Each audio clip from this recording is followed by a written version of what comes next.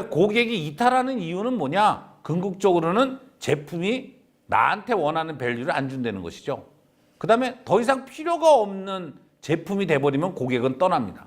그 다음에 또 하나는 돈을 낼 수가 없어서 고객이 이탈을 하는 것이죠. 이 세 가지 경우를 잘 고려해서 고객이 이탈하지 않는 전략을 수립하셔야 합니다. 그래서 고객 유지 전략은 고객 이탈 이유를 경감시켜야만 하는 것이죠. 방지하거나. 그래서 고객 유지 전략에는 두 가지가 있는데 트랜잭셔널 옵티마이저, 거래 경험을 갖다가 최적화하는 경우, 그 다음에 제품 경험을 갖다가 개선하는 경우, 이 두 가지 방법을 사용하고 있습니다. 그래서 거래 경험 최적화 경우에는 이 해지를 할 때까지를 포함해서 고객의 전반적인 결제 과정을 최적화시켜서 고객 이탈을 최소화하는, 그러니까 끝까지 단물 빨아먹기 전략이라고 하는 이런 전략을 활용하셔야 하는 것이죠. 그 다음에 고객 유지를 위해서 10가지 로열티 프로그램을 말씀을 드리겠습니다. 첫 번째는 지속적으로 다양한 채널 간의 연속성을 제공해라. 테스코 같은 경우에는 온라인, 오프라인에 있는 것들이 항상 동시에 같이 적용을 되고 있죠. 그 다음에 커뮤니티를 구축하라. 레고 같은 경우에는 커뮤니티를 만들어서 그 커뮤니티를 통해 가지고 레고를 만드는 방법, 사용하는 방법 이런 것들을 해서 레고가 잘 유지되도록 하고 있고요.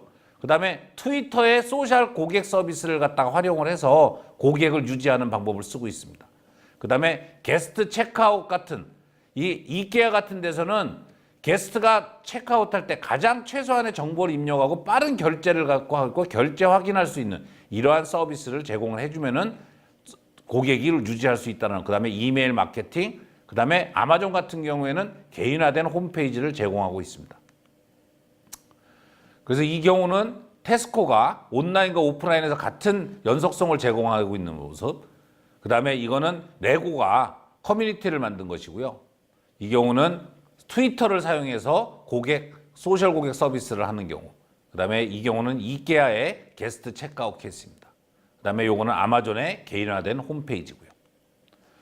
그 다음에 포인트 제도가 있죠. 테스코 클럽카드 같은 경우, 그래서 이 경우는 온라인하고 오프라인에서 다 사용을 할 수가 있습니다. 그 다음에 고객이 로그인하고 있는 상태를 계속적으로 유지시켜서 더 고객한테 좋은 서비스를 제공하는 경우. 그 다음에 스마트한 배송, 무료 배송이나 당일 배송 보장, 뭐 클릭 앤 컬렉트 서비스 같이 이러한 서비스들을 제공을 해줘야 된다는 것이고요. 그 다음에 환불 및 교환 절차의 경험을 향상시켜줘야 돼요.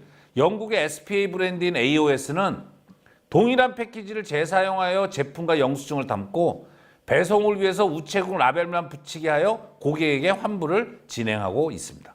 판매 확대의 방법은 무엇이냐? 결국은 판매 증가는 회사에게 굉장히 중요한 전략입니다. 계속적으로 판매가 증가하지 않는다 그러면은 회사가 지속 성장할 수가 없는 것이죠.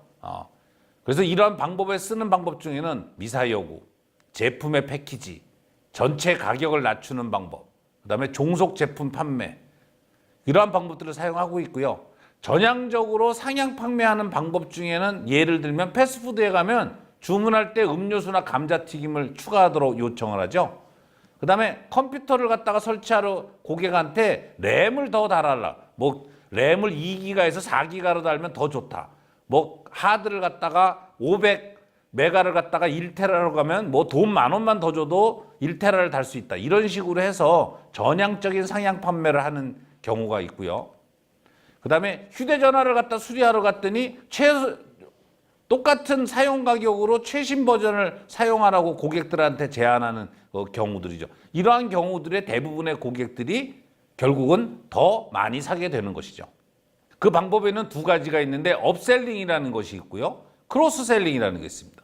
업셀링이라는 거는 조금 작은 거를 더 큰 거 살 때 더 생각보다 적은 비용으로 살 수 있을 것처럼 느끼게 하는 것이죠. 그래서 사이즈가 커질수록 가격을 높여 판매해서 객단가를 높여가지고 궁극적으로 수익성을 증가시키는 겁니다. 그래서 비싼 물건을 더 많이 팔려고 노력을 하는 것이고요. 크로스셀링은 단일 품목만 파는 게 아니라 1+1 같은 거죠. 뭐 컴퓨터 팔 때 프린터 껴서 파는 것처럼 이렇게 세트를 구성해서 물건을 만들어서 결국은 다 객단가를 높이는 것이다. 그러니까 우리가 매출을 올린다는 것은 객단가를 올리는 것이니까 가격이 올라갈 수 있는 전략들을 만들어내는 것이죠.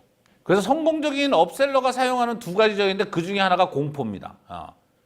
뭐 곧 품절이 된다 그래가지고 여러분들 백화점에 가시면은 마감 시간이 되면은 뭐 곧 팔리니까 싸게 사가지고 가세요. 뭐 이 물건은 여자들 옷 같은 경우, 드레스 옷 같은 경우 이 디자인 이제 물건 얼마 안 남았으니까 사셔야 됩니다. 이런 식으로 협박을 하죠. 예.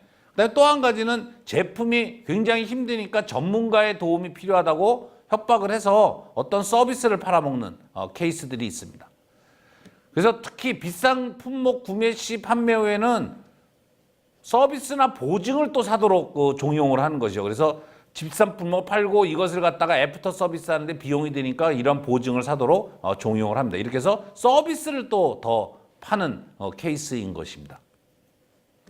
그래서 고객 관계는 6가지의 주요한 범주를 다루고 있습니다. 그래서 개인적으로 지원한다든지 아니면은 개별 개인적, 은행에 가면 VIP 서비스 같은 것이 있죠. 이러한 개별 지원을 갖는, 아니면은 DIY를 할 수 있는 셀프 서비스를 훨씬 더 잘할 수 있는 또 서비스를 제공을 해준다.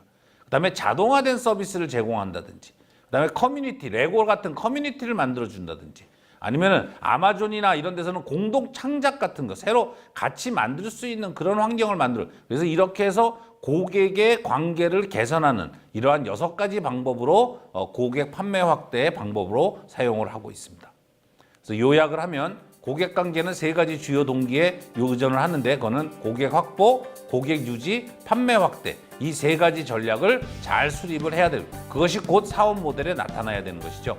그다음에 고객 확보 전략에 대해서 알아봤고 고객 유지 전략, 고객 확반 전략에 대해서 알아보았습니다.